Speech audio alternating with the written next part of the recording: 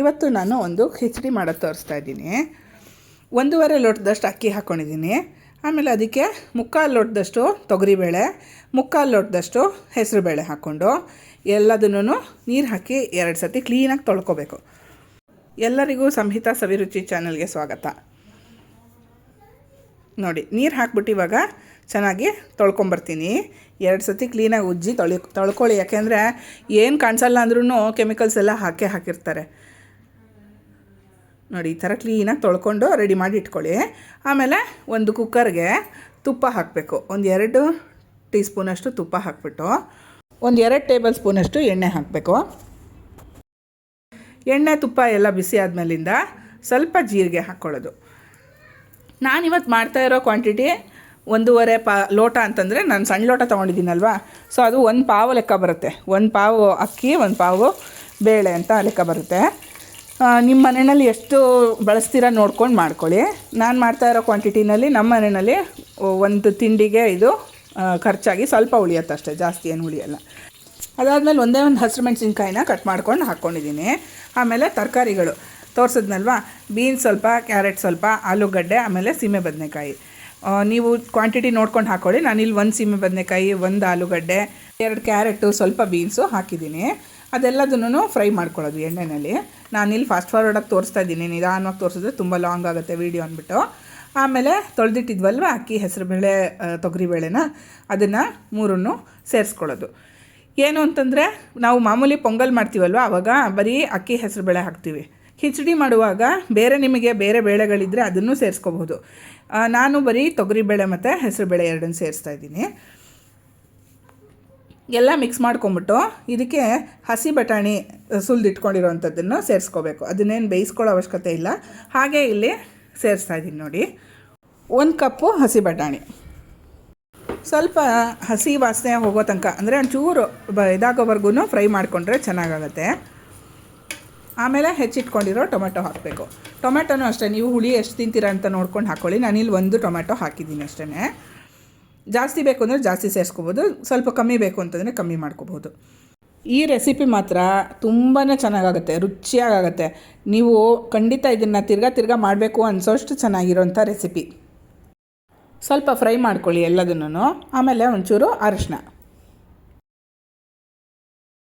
ಒಂದು ಅರ್ಧ ಚಮಚದಷ್ಟು, ಚಿಕ್ಕ ಚಮಚದಷ್ಟು ಅರಿಶಿನ. ಆಮೇಲೆ ಸ್ವಲ್ಪ ಧನಿಯಾ ಪುಡಿ, ಸ್ವಲ್ಪ ಜೀರಿಗೆ ಪುಡಿ, 1 ಚಮಚದಷ್ಟು ಧನಿಯಾ ಪುಡಿ, ಒಂದು ಅರ್ಧ ಚಮಚದಷ್ಟು ಜೀರಿಗೆ ಪುಡಿ ಹಾಕ್ತೀನಿ. ಆಮೇಲೆ ಖಾರಕ್ಕೆ ಬೇಕಾಗಿರೋಷ್ಟು ಖಾರದ ಪುಡಿ. ನೀವು ಖಾರ ಜಾಸ್ತಿ ತಿಂತೀರ ಅಂತಂದರೆ ಜಾಸ್ತಿ ಹಾಕ್ಕೊಳ್ಳಿ. ನಾನು ಅಷ್ಟು ಖಾರ ಮಾಡಲ್ಲ, ಹಾಗಾಗಿ ನಾನು 1.5 ಚಮಚದಷ್ಟು ಹಾಕಿದ್ದೀನಿ ಅಷ್ಟೇ.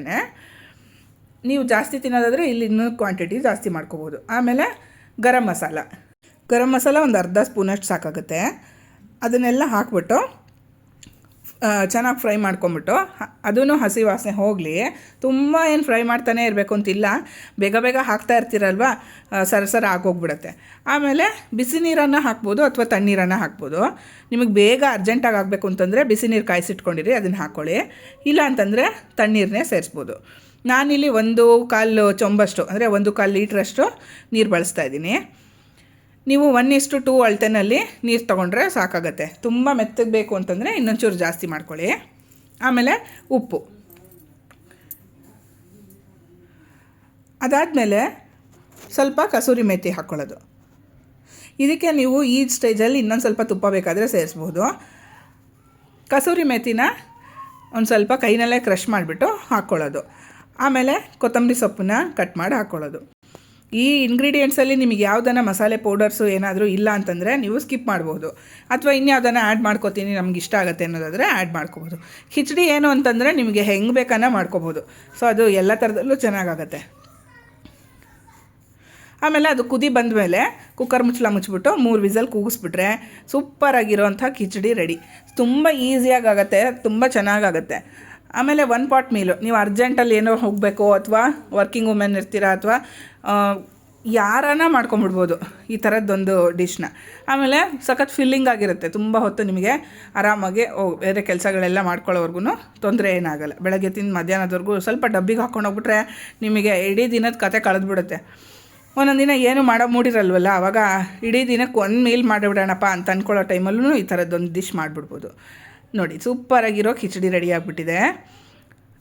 ಅದನ್ನು ಮಿಕ್ಸ್ ಮಾಡ್ಕೊಂಬಿಟ್ಟು ನೋಡಿ, ತುಂಬ ಉದುರಾಗೂ ಇಲ್ಲ, ತುಂಬ ಮೆತ್ತಗೂ ಇಲ್ಲ, ಸ್ವಲ್ಪ ಅದನ್ನು ಮಿಕ್ಸ್ ಮಾಡ್ಕೊಂಬಿಟ್ರೆ ಕರೆಕ್ಟ್ ಹದವಾಗಿ ರೆಡಿ ಆಗಿಬಿಡತ್ತೆ. ನಾನು ಇದನ್ನು ಲಂಚ್ ಬಾಕ್ಸಿಗೂ ಹಾಕ್ತೀನಿ. ಆಮೇಲೆ ಬಡಿಸೋವಾಗ ಒಂದು ಸ್ವಲ್ಪ ತುಪ್ಪ ಸೇರಿಸ್ತೀನಿ ಜೊತೆಗೆ. ಲಂಚ್ ಬಾಕ್ಸಿಗೂ ಹಾಕ್ತಾಯಿದ್ದೀನಿ. ದೊಡ್ಡವರು, ಮಕ್ಕಳು, ವಯಸ್ಸಾಗಿರೋರು ಎಲ್ಲರಿಗೂ ತುಂಬ ಇಷ್ಟ ಆಗುವಂಥ ಒಂದು ರೆಸಿಪಿ ಇದು. ಜಾಸ್ತಿ ಖಾರ ಮಾಡಿಕೊಟ್ರೆ ಎಂಥ ಹುಷಾರಿಲ್ದಲ್ಲಿರೋರು ಸಹ ತಿನ್ಬೋದು. ಆ ಥರ ತುಂಬ ಚೆನ್ನಾಗಾಗುತ್ತೆ. ನನ್ನ ವೀಡಿಯೋಸ್ ಇಷ್ಟ ಆಗುತ್ತೆ ಅಂದರೆ ನನ್ನ ಚಾನಲ್ನ ಸಬ್ಸ್ಕ್ರೈಬ್ ಮಾಡಿ.